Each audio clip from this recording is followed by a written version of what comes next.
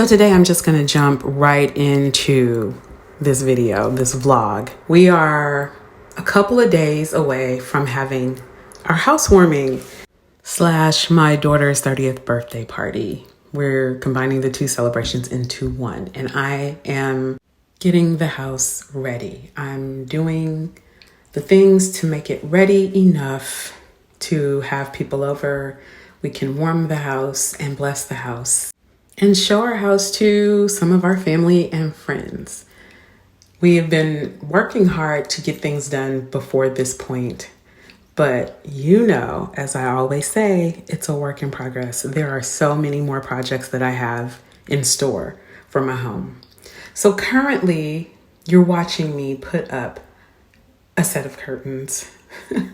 This is the third set of curtains in my family room. You may be reminded of the other two. Maybe I'll pop them in here so you can see. But you guys, you know what? The third time's the charm. I tried to go with white or an off-white. Then I tried to go with a gold color. Nothing seemed to work on these two windows, and I was just so certain that I was not going to find the right combination. And I really needed to find the right combination because I did not want to have to fill in the holes once I took down those curtain rods. But I was actually so close to going to blinds, and then it hit me. I love solving a good problem, and this was definitely a problem. I woke up one morning and thought, why don't you just make the curtains the same color or close to the same color as the walls? That way they frame the TV, they frame the windows, but they don't stand out. They're not accessories to the room. They just become a neutral part of the room. And it was the perfect choice, but more on the curtains in another video. So before party time, I had a few other projects to do as well, like wallpaper this main foyer wall, paint the rest of the foyer, and clean up all of the things that have accumulated. So yeah, I'm just gonna get ready and go do my nails. I need a fill, and I also need to shave these down. Like they're just so bulky and big and chaka chaka. I'm just gonna do my nails since Destiny pushed the time. And just do that, and then I'll meet up with her for like lunch. That I need a pedicure. But first I have to do a project that I have been putting off. I have got to paint what we all know as the living room, but what I've been calling my flex space, which is now my office. I bought the paint for this room when I bought the Taylor Tack, the pink paint that I have in my family room. So that was one of the first things we painted. So it has been quite a while since that paint was purchased. And honestly, I've been dreading doing this room because it's a dark paint. And I know that it can be kind of hard to cover white walls with dark paint, especially if you're not starting with a dark primer, which I'm not, because I totally didn't think to get a dark primer. And because this room has white carpet, I have to tape. I don't normally tape or do any type of prep before I paint. I just cut in and I paint. But this time I have to tape because I know that I'm going to end up painting the carpet. My husband hates this carpet. I think I've mentioned this in another video. So it's probably going to get ripped out anyway. And honestly, it's not the most ideal for the space, for the look that I'm going for. I really should have gotten wood floors put down in this room. So I'm not going to be too precious, but I'm going to have to live with this carpet until the wood floors are put in. It's so interesting how when you buy a home that's builder grade, you make certain design choices because they just make sense at the time. But once you move in, you realize that that really didn't work for your needs at all. That's kind of what I'm dealing with now with certain aspects of this house. Like the carpet in theory in this room was a good idea because I didn't think that anybody would be going in here very often. It's right off the foyer, but it's a living room. People don't use their living rooms. And I hadn't decided how I was really going to use the space. Honestly, I thought this would probably be like the Christmas tree room.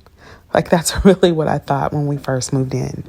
But the more and more I see this space in my house, the more and more I know that it's a space that I want to spend time.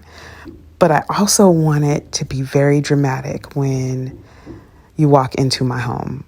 In my head, it's like you walk in and it's like, oh, this is nice. And then you look into the space and it's like, oh, wow.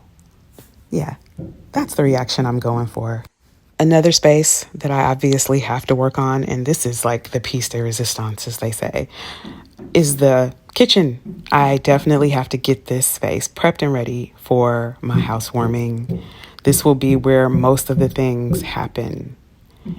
If you hear banging, by the way, in the back of my voiceover, that's because although I decided to record my voiceover at 7:30 in the morning, the workers that are working on the house next door decided to start banging right when I decided to start recording my voiceover. It's the Murphy's Law of being a YouTuber. If you want to film something or do something, chances are someone will do something obnoxious to distract you. I think one of these days I'm going to make a video on the behind the scenes things that YouTubers have to deal with that the general public doesn't know. I think a lot of you would be really surprised. It's not anybody's fault. It's just the way the chips fell that where I live, they can start construction at 7 o'clock in the morning. It's also just the way that the chips fell that my bedroom window is right next door to the house that is being built. And they give us no grace. Sometimes they come at 5:50 in the morning. One time they were here at 6 o'clock in the morning banging. I thought that I was in the middle of a war zone. The banging and the booming was so loud. And yes, I am venting a little bit, you guys, because it's incredibly annoying. It really is. I think that at least have the decency to do the majority of the banging on this side of the house after 8:30, 9 o'clock, especially now that I have a toddler here. But I get no reprieve from this. And they're only really supposed to come by law from 7 to 5 o'clock. And sometimes they're here at 6:30 and sometimes they don't leave until 9 o'clock at night. I've literally had that happen, even on the weekend. So we're getting some pretty light in here. I ran out of paint, y'all. But I love it so far. Like, I love the color. I think it's reading blue-black here. I'm wondering, you guys should tell me in the comments if it's reading blue-black. Because that's what railings is. It's a bluer black. It's very pretty. But yeah, now I have to go get more of it. Since we just had to leave the house to get more paint, we decided to stop at the newest coffee shop, at least to us, in the area, right next door to the paint store, actually. But the party planning continued. You have all the music that we tend to listen to anyway, so like you can play Mary J. Blige if you want. Like I know how much you love her. Not too much, because Dad does not like Mary J. Blige like that. But not too much. Just the first album. Just the first album. Says my mom. Just what's the 411? Like anything else? And my apologies to any Mary J. Blige fans out there. But yes, this is the newest coffee shop that we visited. Well, at least new to us. I think it actually opened last year. It's called Maman, and it's very French, or at least that's what it's advertised as. And I don't have anything to compare it to, so we're going to go with that. The food was good. They have some really cool pastries. I will be going back. So let me know if you want to see more content like that. But back to the salt mines, back home to get the house ready. So now I'm tackling the wallpaper because I got to do it. I found a wallpaper that I really liked. It's a peel and stick wallpaper. This is only my second time installing wallpaper, and I wouldn't say that I was an expert. I also have come to realize that peel and stick wallpaper is not the easiest, although that's kind of what it's advertised as. Apparently, it's much easier to just put the paste on the wallpaper. You have a longer working time, all of those things. When you have peel and stick wallpaper, it's kind of sticky. It's not kind of sticky. It's very sticky because the whole point is for it to stay on the wall. And it's a little cumbersome, I'll say. You know, especially if you are like me and you apparently must really like a challenge and you got probably one of the most difficult patterns to line up. I thought that this would be pretty easy, but it was not. It was definitely a challenge. And all I can say is I'm glad it's over. I don't regret doing it, but now I know that I probably in the future will not just automatically opt for the peel and stick wallpaper. So first of all, there was the lining up of the patterns, which I can honestly look back on it now and kind of chuckle a little bit. I was not chuckling though. While I was doing it, I definitely was not. There was nothing funny about any of this. Okay, maybe a little bit when I balled up part of the wallpaper and tossed it and kneaded it again later, but that's a whole other story. I will say though that every time I do these projects, I learn more and more about myself. And I also really learn how things work in the world. And I think that that is rewarding. It doesn't always feel that way at the time, but I feel like afterwards I realized that, you know what, it was just wallpaper. It was something that I tried. And at the end of the day, okay, if it doesn't work out, you can call it a fail, but you always learn something, or at least I can speak for myself. I always learn something. And this process was no different. Luckily for me, this particular project did not turn out to be a fail. I actually loved the end result, but oh my goodness, the journey getting there was crazy. I don't like to complain a lot, although it might seem like I am in this video. I typically try to be very optimistic about things, but this was an undertaking. And looking back on it now, it kind of takes me back to how I felt in the moments doing this. I totally respect anyone who hangs wallpaper for a living. Even though I guess with practice, you get better at it and you eventually can probably do it, with one hand tied behind your back and your eyes closed. We all have to start somewhere. And I just take my hat off to anyone who didn't give up.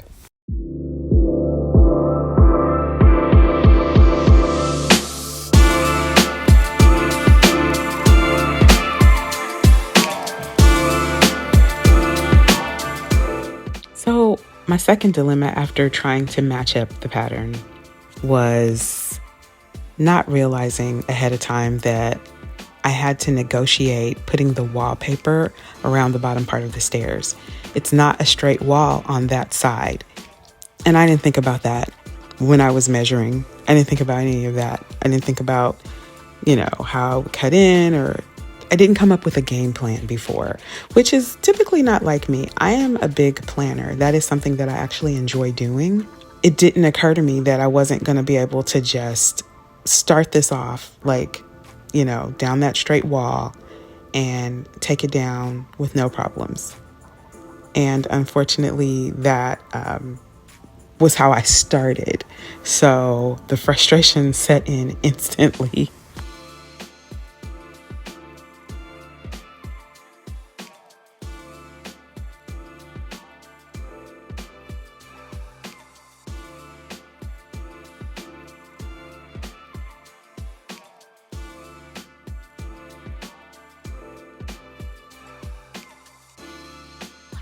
I did come up with a bit of a solution, and with help, I was eventually able to get it done. But that was about all I was able to get done that first day, no lie. I was so frustrated that I was like, you know what? I will leave it for the next day. The crazy part about leaving it for the next day was it was literally the day before the party. And I also had to pick up one of my friends who flew in from LA to come to my housewarming. So I was cutting things really close, you guys.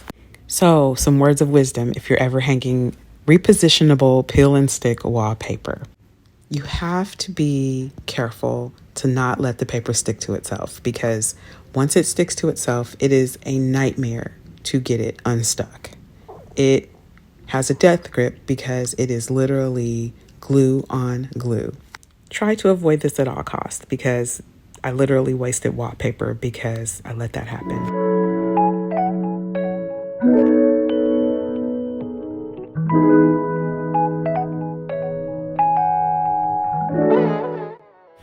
So after a good night's sleep, I decided to Try again. Y'all, this is the day before the party. Do you see my house? I don't know what to tell you. And it's not that I waited to do these things. I mean, I did. It's just that we have been having other projects. We had to get that backsplash done, and I had to get the back kitchen into some sort of working order, which I have, but I also have had to like halt production on the back kitchen too, because we're going to change out the sink. The one that's in there is not working, even though it's very fancy. And I still have to put the pulls on the doors.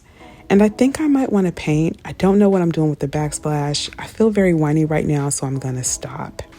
Anyway, with fresher eyes and some sleep and a little bit of coffee, I was able to finish the wallpaper wall. And I really like the way that it turned out. Once I got past the first panels, it was a lot easier because it literally was just straight cuts. But because I damaged a little bit of the wallpaper, I had to be very creative when putting the rest up, because you guys, I had just enough.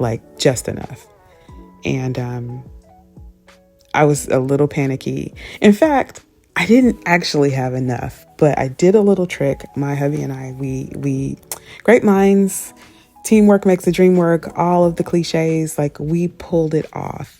But it looks intentional what we did, but it's not.